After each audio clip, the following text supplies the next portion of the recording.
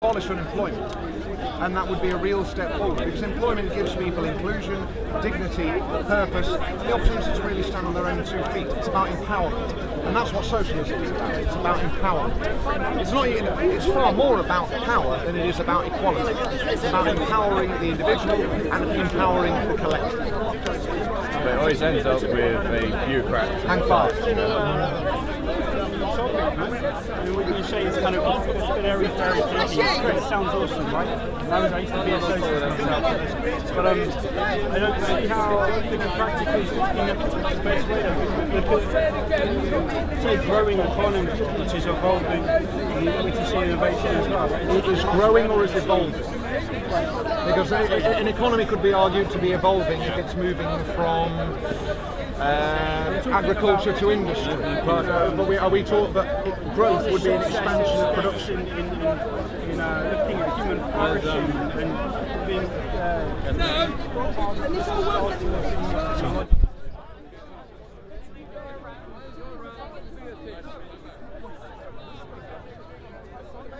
Let's look around and see what's going on. Let's just put sanctions on countries. We've got sanctions on Iran today. I think what have these sanctions done? They've developed Iran. People can be really hungry, and I think they are. But what does that do to the government? Nothing. The government's stable and is trying to find ways around not making its people hungry, because when that happens, they're going to overthrow them. Now you have Saudi Arabia. We fund this country. We buy their oil from them. We give them the weapons to fight in Yemen, so that they can. The reason Saudi's fighting in Yemen is because it wants a puppet in Yemen, and it literally it has no respect for those people. There's children that are starving. I think I'm just going over the same points, but sorry. We're talking about one of the things you haven't mentioned is he lost a lot of votes. He lost on the poll. I'm looking for somebody down here on the radio station. I run a radio station. And I'm trying to get in contact with Sergio, vamos a meter like subito.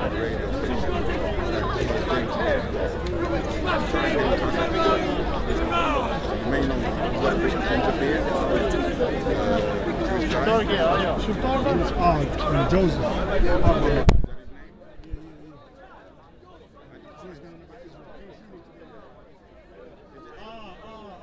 know what you're talking about. He made a video about the radio. Yes, it was my station, so I had to shut it down. It was because they called hostile and everything. Yeah, police and so forth. I'm trying to get it to talk to you. So anybody I know so that I can get in contact with him. And you can contact him on his Twitter, you know. That's how I get in contact with him. He's got a Twitter, like Israel Advocacy Movement. Yes. And that's his Twitter account. It's the same name. So you don't think you'll be out there today? Maybe. He usually comes around, like, if it's a nice day like this.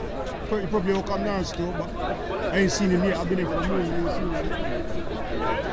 So there's nobody. Hey Joseph, if you're watching, King Lion's here to talk to you still, because he shut down his radio station. I'll go on for that. And nice. Ain't So seen maybe no next one. Ain't seen no one that I usually see with him today, you get me, so. Yeah. You'll be out here for a while, though, right? I won't be out here for the whole night, man. I'm going to stay out here because the station is shut down. Yeah, so. You understand?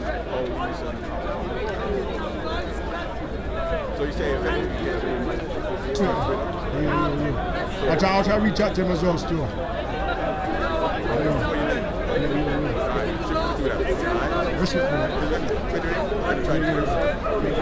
So I'm live streaming right now, so I can't do it. Let me look around and see what I've done. You saying you've not been dying for the live stream? That's what I was talking about. You got time, I'm going to get a drink and then we've got the sun going down. You got time? You want to do something? Words, yeah. 14 words? Yeah. No problem. I'm going to get a drink first and see if I haven't lost my wife. Alright. Ain't seen her all day. I didn't know she was here.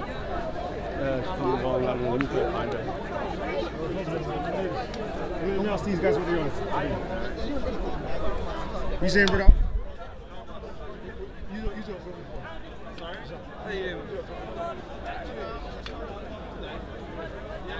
You're looking professional still. Yeah. filmmaker.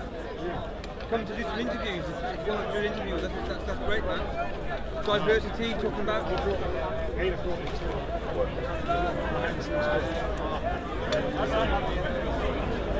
You want to answer? Well, I'm specialised in work for charity, what's for today.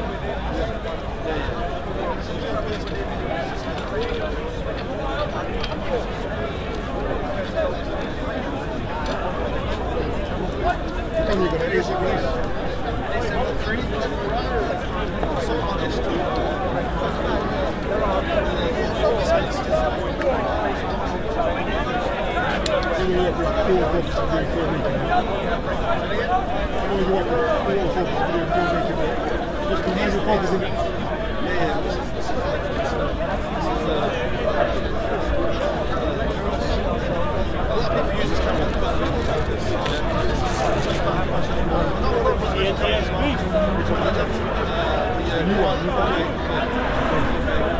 That's all, man. To be honest with you, it's been since I had it, man. I haven't took it out yet. I've been buying lots of lenses for it. You've got to buy battery packs and all that for that one. Battery guys, all the little information. One of the most expensive industries to get into, man.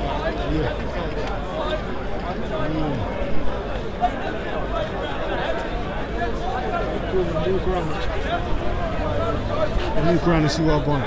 You saying live streamers? Talk to me, we want to see.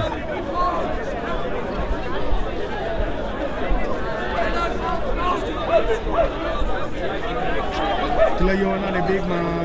This class again a little long. And I shams in the building. I can ask a question, look around.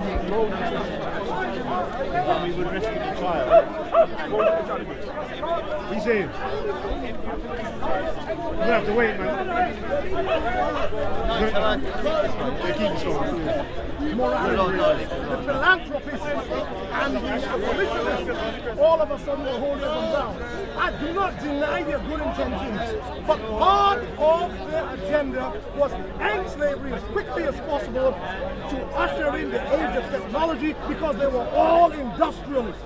Nearly all of the philanthropists were also industrialists.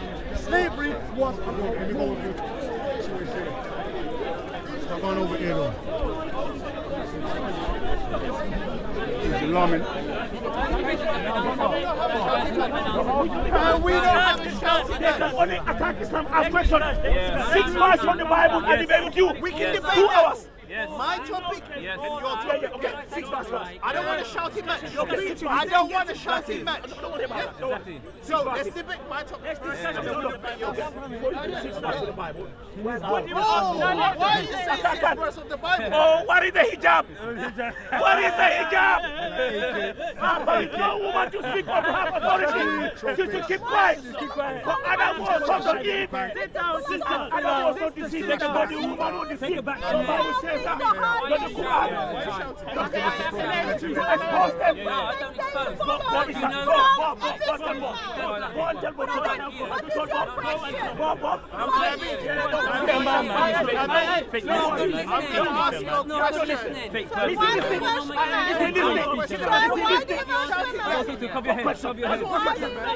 What question? You've forgotten it already. What question? That's the question. He's asking something. I'm right here.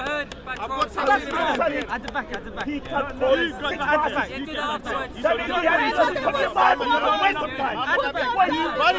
I'll tell everyone to away with you. 6 verses from the Bible. Muslim babies can come from the Bible. 6 verses. He's asking. I'll give them 6 verses. 6 verses of the Bible. Help him. 6 verses of the Bible. They haven't studied their Bible. They haven't studied their Bible. Only 6 verses. You know your Bible. Answer your question. Is that your topic? I give 2 verses. Can I give you 2 verses? I don't need it. I don't need it. You haven't studied your Bible. Come and attack Islam. Go away. Is that your question? I'm running away.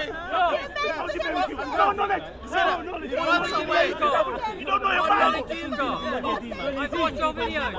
You haven't got much knowledge. You're not going to impress me. You're a fake Habashi. You're a fake Habashi.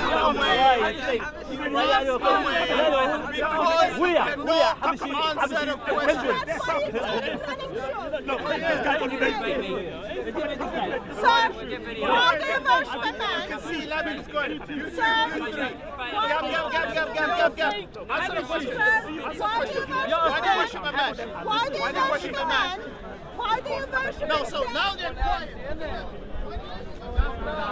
The instruction was for him every day. You see what Shamsi talking about? That argument is not a valid argument. What I'm doing, if you notice, I'm demolishing any saying you're going to say after that. So any argument you're going to bring after that will be demolished to begin with. Why? Because you have no criteria. It doesn't want to be recorded. I don't want to be recorded? Yeah. Cool. So my point is, you have no criteria. You know what it means? It means that you cannot say this absolute right, absolute wrong. You just your feeling. I'm not judging. For example, to make it clear, let me make it clear to you. No problem. Just to make it clear to you, atheist or Darwinist or evolutionist, I'm not saying you, I'm just saying example. Evolutionists, they cannot say what eyes are doing is evil. Why? Because, you know why? Because according to them, everything is random. Everything is a reaction of a chemical. You understand? The chemical reaction. You see what I'm saying? That's why you need God. You need God. Religion is a Greek word which means a way of life. You understand? Yeah, everyone has a way of life. But you need God first. Because some people, they have no God and they have a way of life. Anyway, let's go back to the main point. So you are asking that as a Muslim, do we love that in the Middle East and the Muslim countries, are you talking about Muslim countries? Well, to see their own by Sharia? Without any doubt, our countries, and we are free to like to do whatever we do. Like in this country, I'm against anyone trying to impose Sharia on this country, because this country has a government and they have their people, so they rule their country according to their way. Likewise, don't try to impose your way on us in our countries. That would be hypocrisy. That is double standard. But as a Muslim, we have a logical argument to accept God's law. Why? Because no one knows what is good for us in details and what is bad for us in details, except who? Except God. That's why I prefer God's law. Has there been a caliphate which has followed one interpretation of Sharia law consistently across all its people? Has there been a caliphate in the past, in history, which has implemented one interpretation of Sharia law across all its people? First of all, do you know what is Sharia law? Do you know what is Sharia law? It's a pretty straightforward question. I think you could answer it. Yeah. No, but first it's a pretty straightforward question. I think you could answer it. About what Sharia Wait, law sorry, is. excuse me. 1 minute. No. Do you want to speak on my behalf? It's a straightforward question. I think you it's should not, answer because it. why? The fact that he's asking if there's one interpretation for Sharia law, therefore he doesn't understand what is Sharia. Yeah. And therefore you don't understand what is Sharia as well. I know enough to answer. That's a reasonable question. So why is it? Look, Sharia, first of all, is based upon the Quran. Do you know? I've heard this many times. But so why the question seems like you have no clue as what is Sharia? Huh? Whether you can't interpret Sharia. Wait, one Sharia law implemented across all its people. I'll rephrase the question. Say again? Has one country? Yes. One caliphate? The time of Muhammad sallallahu the time of Abu Bakr, the time of Umar, the time of Uthman, the time of Ali. The time of Abdullah ibn Marwan, when the Muslim were ruling one. Turkish I don't know about Turkish. I haven't studied Turkish Ottoman Empire. I said it clearly. I haven't studied in details. I don't know which law they were following. Maybe they were following the Ahnaf in the fiqh. So just to be clear, you're talking about the first. I'm talking about the first century, the second century, the third century, the fourth century. So the Prophet Muhammad. Yeah. So, can I ask you a question? What is the benefit of that? You ask this question. I'm interested. Yeah, but why? Okay, I answer the question now. The time of Muhammad sallallahu they were following one understanding of Sharia. The time of Abu Bakr and Umar. Now, what does it benefit you? Huh? How does it benefit you now? Answer it. Huh? Now how does it benefit you now? Huh? In your life, in your daily life, or in you believe in God? Huh?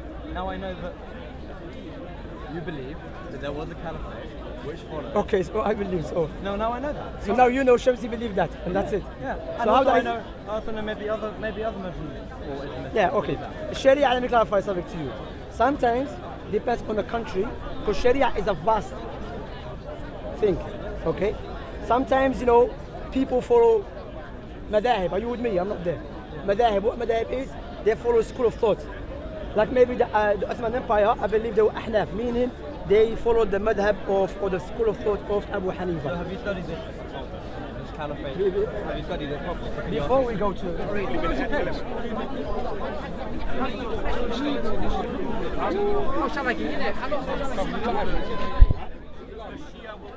I didn't know you was there, man. Get out of here, man. One second, but here's what we have established from this discussion. We've established. No, they disagree with you about hadiths. They don't trust Bukhari. They don't trust Aisha. They don't trust Aisha, do they? Does Shia trust Aisha? There you go. Does Shia trust Bukhari? There you go. He said, I asked you for chapter 1. I gave you the chains, I gave you the names of the books, and that's general knowledge. I didn't do any research. You gave us the name of a document that came after Hafs. I gave you one that came before. Yes, but that is obviously not linking to Hafs, because if it's before Hafs, it doesn't go up to Hafs, does it? No. We have one before and after. You have one before and after, but that doesn't. So all you've got is a list of names, and that list of names is disputed by Muslims themselves. And we've got also. Does Shia trust Abu Bakr? Do they trust Uthman? Do they trust Osman? So the point is, the point is, how many Sunni narrations go back to those people? How many? You said, I agree and appreciate that there's a difference of opinion on it.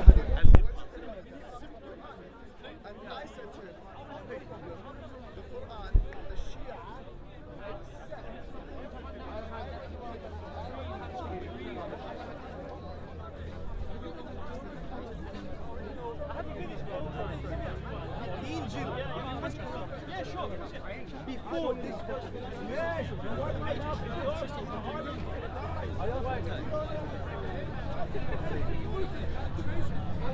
oddly enough, tens of millions have got out of, and tens of millions more are trying to get out of. Why is that? Ask yourselves.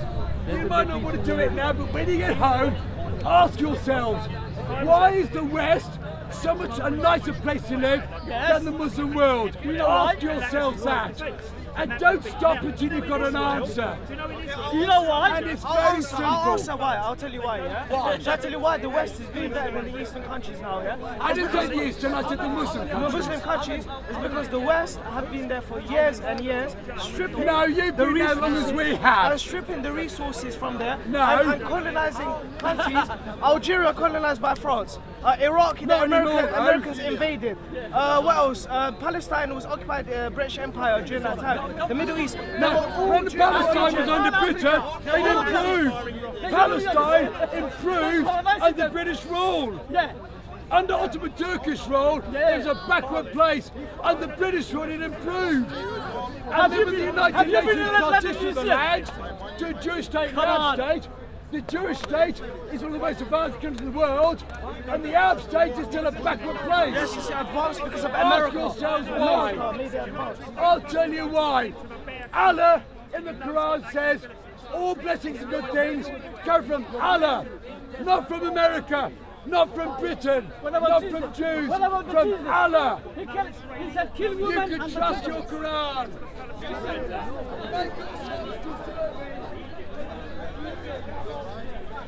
You see what Ralph talking about and his far right team.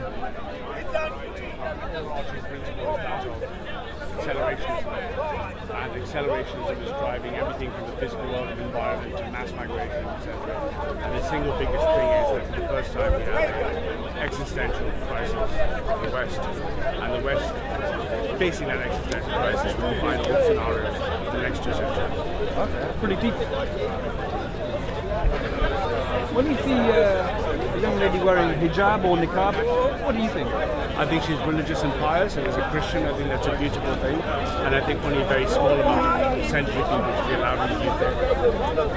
Because I believe these are Christian lands, and part of the collapse and the crisis that the West is facing in the neoliberal age is we've become, as Nietzsche said, nihilistic, and we have lost our Christian values and traditions. So the history of 2,000 years of Christianity until the 60s has led to moral relativism. When I look at someone beautiful in the charm, I look at someone who's a pious Muslim, I feel for them as I'm a pious right-wing